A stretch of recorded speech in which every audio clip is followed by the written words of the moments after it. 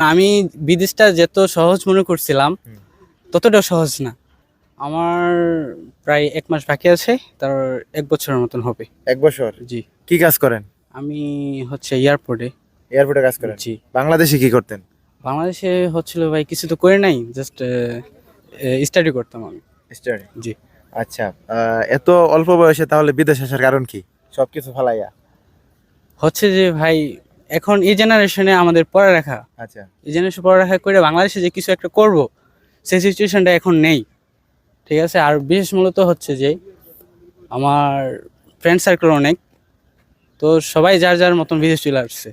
তো আপনারে আমি ফালাই রেখা? জি, আচ্ছা। আমাকে ফালায় চলে সবাই চলে আসছে। তখন আমি একা, একা বাড়িতে বোরিং হচ্ছিলাম। আর কি করব? পরে দেখলাম যে নিজের ক্যারিয়ারটা ঠিক করলেই এই বয়সে যদি বিদেশ চলে আসি তাহলে কিছু একটা ক্যারিয়ারটা ঠিক হবে। আর আমাদের পড়ালেখা তো মনে করেন